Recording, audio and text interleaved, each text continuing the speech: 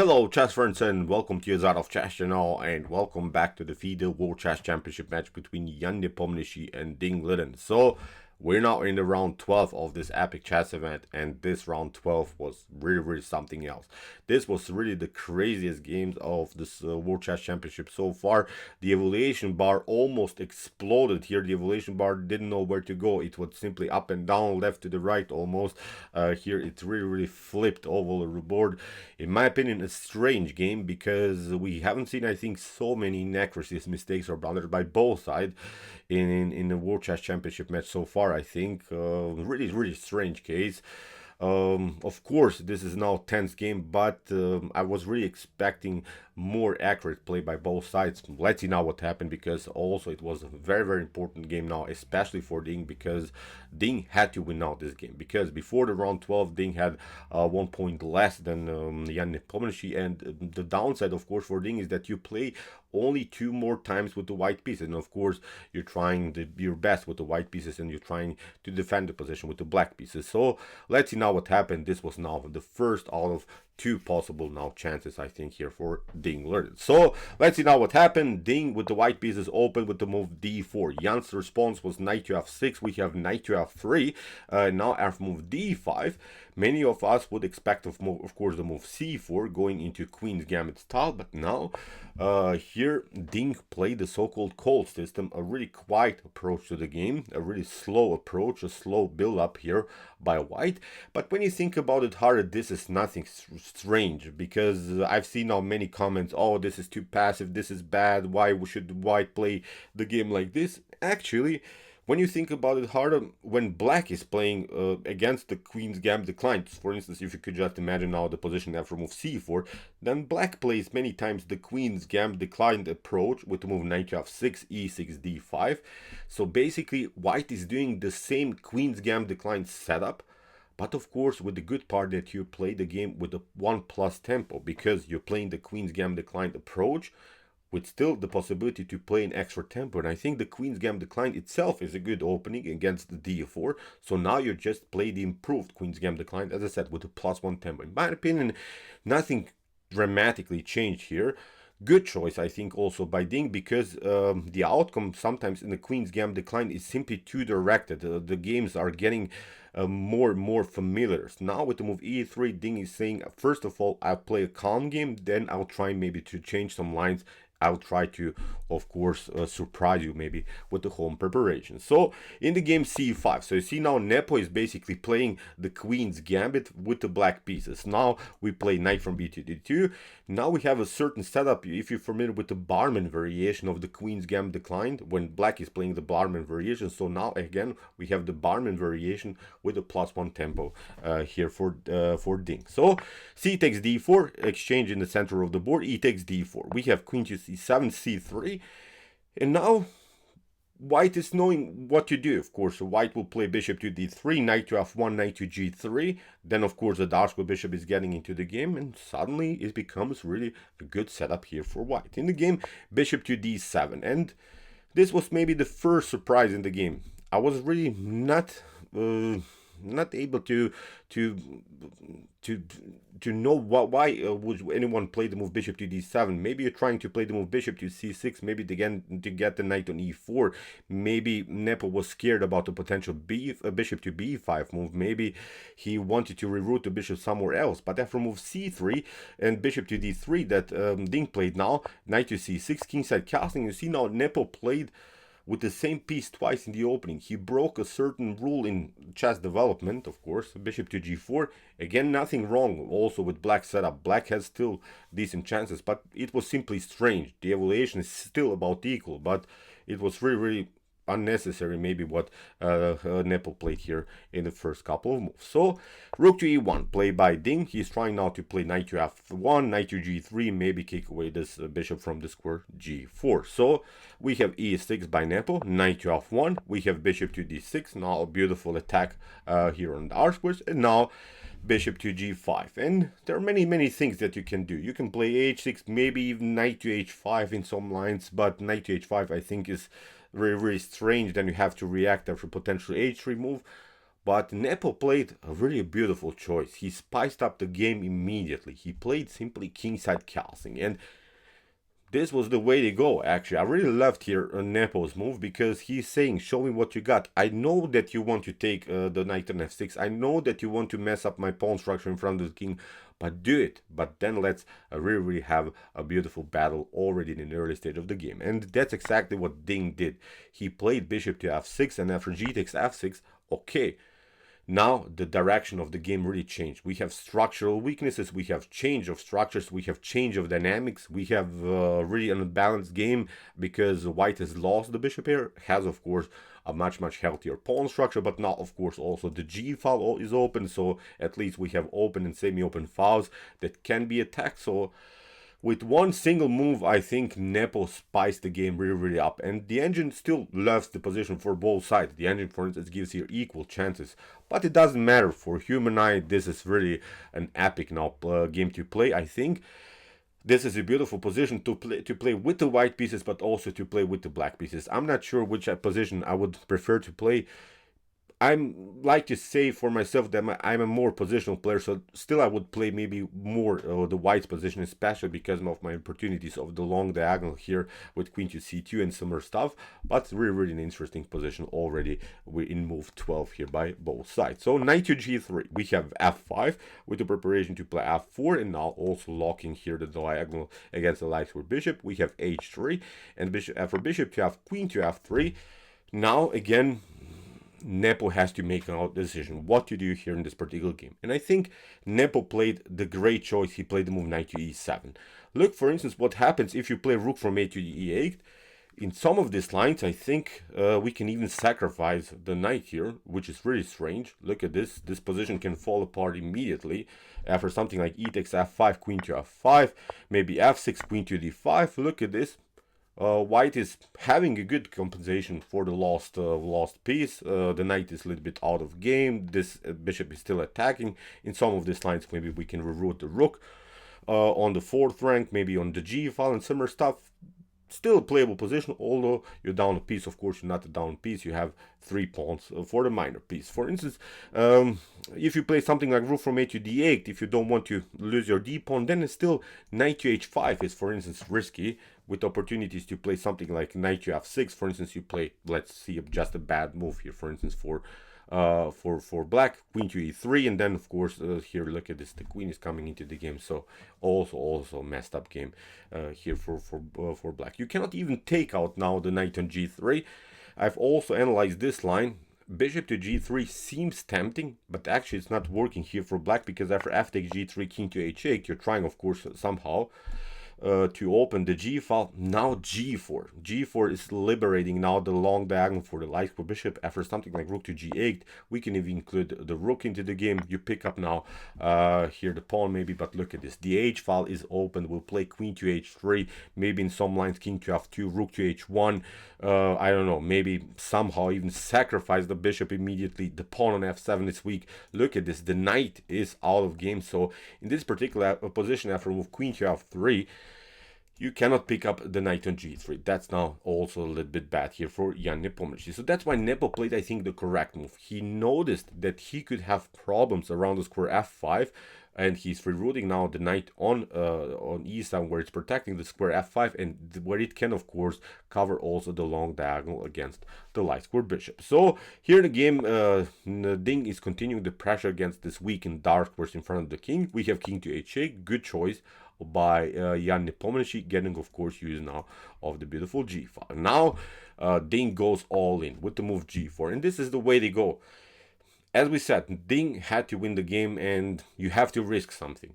And that's what I loved about this game. Ding knows that he has to try something today. This is almost his last chance to maybe do something in the World Chess Championship against Nepo. So rook to g8, of course, not allowing here some attacks here around the square f5. King to h1. Ding gets out of this mess, and now after move knight to g6, here comes the first really tiny little critical moment in the game, and Ding played a bad move, bishop to c2. A really unnecessary line.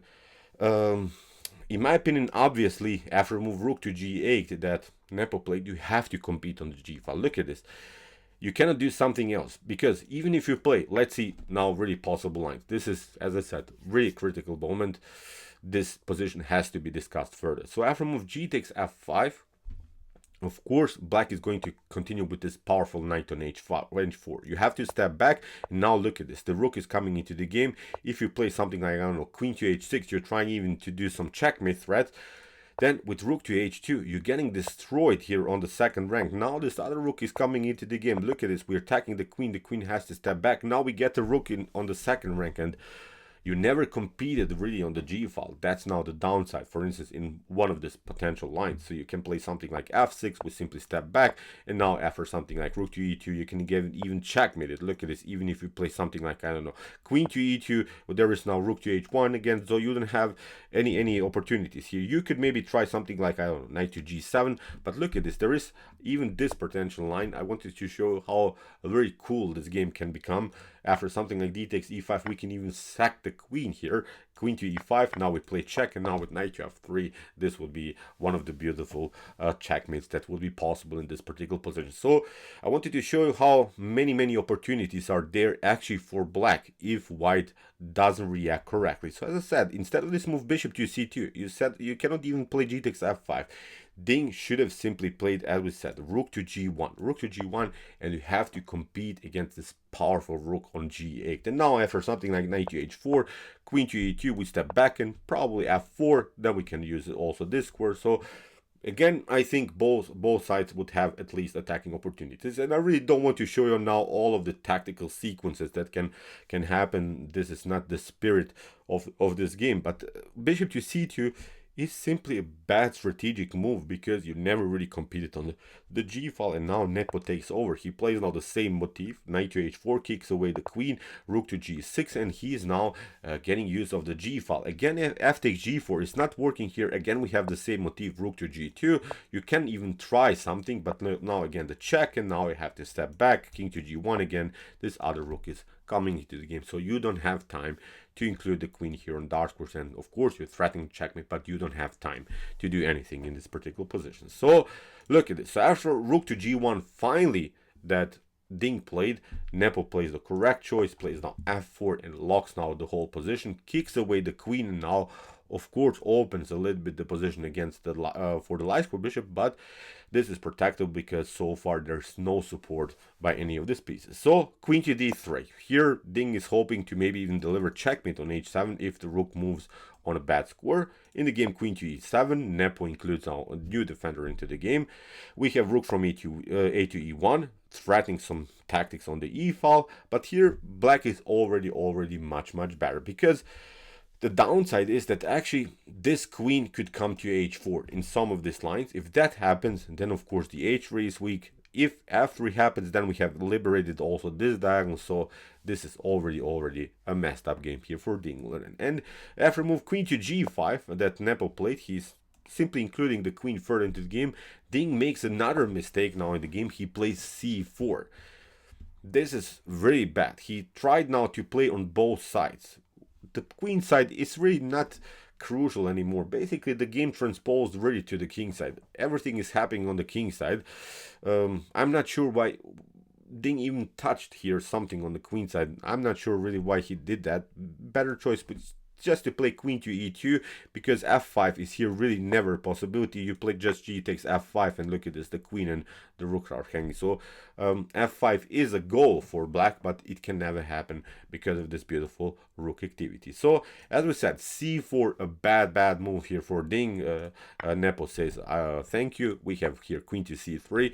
That was Ding's choice. He tried to spice up the game by pushing the pawn d5, and of course liberate now the long diagonal against the king, but this is not working because now Nepo seals the queen side, has now also opportunities. We have to say it, he has now realistic chances with a4, b4, maybe to push this 3 versus 2 pawn majority here on the queen side. He has already an active play here on the king side. So basically Nepo took over all over the board, which is really crazy. The evaluation is already +4 in black's favor because of 2 mistakes here by Ding. Really wild stuff. So after move a4, Ding is trying to somehow split the pawn chain, hopes that maybe Nepo takes a b takes a4, and now he can pick up the pawn on c4, but again, this is not working. Now Nepo plays b4. This was maybe a tiny little inaccuracy. A better choice was probably to play a6, but Nepo's idea was to deflect the queen from the square f3. Probably he wanted to deliver here the fork against both of these rooks on e1 and also here on g1. But after move queen to c4, now Nepo makes a mistake with rook to g8, and probably he was scared after he would probably play the move for knight to f3. Because when I watched the game, I was at work, and I watched the game a little bit live. Then I reached this position, and I was curious, why didn't Nepo play the move knight to f3? Why didn't he play the fork? Of course, I couldn't really follow any of the sequences. It was just a click and knight to f3, but actually knight to f3 is risky here, and probably Nepo was a little bit scared about this move, because then queen to c6 is really dangerous. You're attacking the rook and you're attacking also the knight. And for instance, if you play something like knight to e1, then we can play something like queen to a1. You have to step back, then this is the sequence. The queen is getting back into the game. We play knight to c2, queen to c2, but actually probably what Nepo missed is that actually after move queen to h4, that black should be much better here. Look at this position. Look at this position. Although maybe Nepo somewhere played a tiny little inaccuracy, still this is a powerful play for black. Black should win, I think, in any of these lines now. This game. Look at this. This knight is so bad on h5. The weak pawn on h3 bothers, I think, white for the whole game. We have here a certain activity. We can include the rook into the game. We can maybe use somehow in some lines the c file. This is an isolated pawn. We can maybe push even f5 if the position allows it. So many ideas are coming to my mind. Of course, many of this idea maybe are not accurate, but this was the way to go. Here after move queen to c4, I thought really Nepo played c4 in order to deflect the queen from the square f3. That was my first thinking process, but actually probably he was annoyed by the possibility, by this active play by the queen on c6, but actually he should have allowed it and then go into this wild line. Unfortunately for him, he played rook from a to g8. We have now queen to c6 by Ding attacking now the bishop on d6, and now Nepo makes a second mistake. He plays now bishop to b8, retreats now with the bishop. Although there was a really an epic move that he could have played, this move I think would change really the dynamic through the whole game if Nepo would have found this move. Look at this. Instead of this move bishop to b8, maybe you can pause the video and try to see now a better line here for black. Maybe just for fun, try to spice up the game further, try to activate the pieces further, try to see a beautiful active move here for black. Okay, actually the way to go was to play knight to f5, because g takes f5 is never working. You get queen to h5, you can maybe pick up the rook here, but now with queen to h3 in some of these crazy lines you can get even checkmated on the h file. Really wild stuff. So after move knight to f5, you don't have to accept the challenge. You can play of course rook to g2, but look at this, the knight is so far protecting the bishop here on d6, and now after something like queen to h4, again the queen is sneaking in. That would be the cool part. The knight liberates the cool square for the queen, and now again you're getting destroyed around the square h3. This was the way to go. You can maybe try bishop to d1, because you're trying maybe to play something like, I don't know, g takes f5, and suddenly the bishop would be connected to the knight on h5. In some of these lines that we have seen before, the knight was a little bit loose on h5, but now probably look at this with a5, black can cement the position on the queen side, and actually white has to play something like a rook to g1, then you get queen to h3. Maybe even the best line is here just to say I made a mistake and I'll try to get out of this by playing this crazy line. Look at this now, rook to g2 happens, we play something like queen to g2, rook to g2, queen to g2. Maybe you can survive this game. You finally connected, I don't know, the bishop to the knight, I'm not sure, but this is not working. Of course in this line e takes f5 would be crazy, because you can get even checkmated here on the back rank. So as I said, here knight to f5 was the winning move here for Nepo, but he played a retreating move bishop to b8, and now Ding is suddenly taking over, because he played just one slightly passive move, but now Ding plays queen to b7, as I promised in the beginning, many inaccuracies, mistakes, but queen to b7 is also not good. Ding should have simply taken here the rook on g6. After something like knight to g6, you get the queen to f3, and this should be playable now. After maybe knight to h4, you can get the queen to d3 move, so you can get out of this mess, but at least you're controlling now the third rank, especially the weak pawn on h3. And here, white should be much better. Ding played the mistake queen to b7. Now Nepo plays another mistake, rook to h6. Again, he should have gone for this idea knight to f5. Again, he missed this move. Probably he never even considered this move, but this was the way to go. This move would really liberate now the whole game, because you liberate simply this beautiful square for the queen on h4. Many times Nepo had this tactical shot, but unfortunately for him, missed him. He played now rook to h6, which also seems like a logical choice, because you're getting the rook on the h file. But now Ding plays bishop to e4, gets finally the bishop into the game. We have rook to f8 here by Nepo. Again, not the best of moves. f3, for instance, liberating also the long diagonal for the dark square bishop. At least you're doing some kind of a counterplay here. This was the way to go, but Nepo played the slightly inaccurate rook to f8, and now Ding is getting now all of these pieces into the attack, and suddenly Ding is again taking over. So you see, many ups and downs, many crazy things happen, but I think someone will have nightmares about the square f5. Someone will wake up and say f5, knight to f5 today, because this was really strange. Many times Nepo had the f5 as a possibility. So in the game, queen to d8 by Jan Nepomniachtchi, getting the queen now on a defensive square. Now you see, you can really sense the changes of dynamics now in the game when you see many retreating moves. You can also, I think, feel the changes in psychology here. Through the whole game, Nepo was on the attacking side. Now look at this, how Nepo is retreating. Now he's getting more and more into defensive shape. Now the queen is on the starting square, and this is of course not a good position anymore for blacks. Now Ding is playing the move queen to c3 with the preparation to play the move d5, but it's a different story now. Now this move comes in a beautiful, sharp, tactical way. And I've also considered here, if this game maybe reaches the endgame stage, still there's something that bothers black here. We have a 2 versus 1 situation on the queen side. So maybe if this reaches the fully endgame stage, then again white is winning in an endgames perspective. So as I said, this should be also considered, because maybe sometimes you cannot really win the game in a tactical way. You can win it in a strategic way, maybe going just into a favorable endgame. So knight to g6, we have bishop to g2, beautiful square for the bishop. Now we have queen to h4, we have rook to e2, and now this was brutal mistake here by Nepo. Here maybe you can hang on to this position, you can play a6, a5, you can somehow try to stay in the game, but Nepo played the brutal mistake f5. Look at this, what happened. He played the biggest mistake maybe in World Chess Championship history. f5 allows here simply the rook come to rook to come here on square e6. Nepo allowed here really too many opportunities for Ding. After move rook to h5, g takes h5, queen to h5. It seems of course that maybe black has some chances here. Maybe black has some chances with the knight, but now of course d5. Ding prepared this move through the whole game. Now this move is coming in the most sharp, in the most tactical way. Now look at this, with the move d5, this long diagonal gets liberated, and now you have to get your king in front of this other rook, and this is game over from this point on. It's simply a one-way ticket. Huge mistake here by Nepo. Now after move d6, actually Nepo even resigned here. Really wild stuff.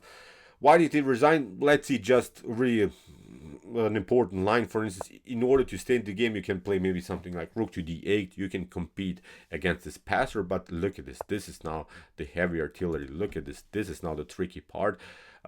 Queen to g7 is threatening the checkmate. If you pick up now the piece here, knight to e7, then we have bishop to d5. You don't want to take out even now this knight anymore. This double check is destroying black now in the continuation of the game. You can play maybe something like king to f8, but now the queen is coming into the game. Wherever you go, you get checkmate it. You can cover yourself, of course, also with queen to f7, but nothing changes. Again, queen to f7 is a beautiful checkmate. After rook to e7, you can maybe survive with queen to h6, but again, bishop to d5 is destroying king to f8, and now with queen to f6, again, the same tactical motif will happen, and again, it's game over. So, after move d6, Nepo resigned. There's simply no defense against this checkmate threat on the seventh rank. Pardon me. So, what you say? In my opinion, when we watch now the whole event so far, I think we have a fair draw so far, because Ding in one of these games, I think he should have won, where he played a draw. Now he won maybe a winning game that could have gone into a different direction. So it's, I think, a fair draw, because both of them have played great games, but both of them have played also bad games. So I want to see more out of this World Chess Championship, because we can expect probably more winning games, and I want to even see additional games, because this will be an epic. We'll see maybe rapid games, maybe we'll see the cool Armageddon games. So who knows, maybe the World Chess Championship will be decided in a different way. So okay, I hope that you enjoyed this game. I really enjoyed it a lot, of course, but this was simply too much. I think too many mistakes. They have to improve something here, but of course, for a neutral lover of chess, I think this is a great result. I like the result to be equal, because then probably we can follow more of this game. So we'll see now what will happen. Still 2 more rounds in classical time format, so we'll see now what happens. Again, Jan Nepomniachtchi has now the white pieces in the next round. So okay, I hope that you enjoyed this game. I really enjoyed it a lot. If you want to see more games from this epic chess event, check out our coverage so far of the World Chess Championship 2023. Here's the link of our playlist, and if you like this content, don't forget to subscribe to my channel. See you soon with some more videos, and what to say, chess is the best, of course.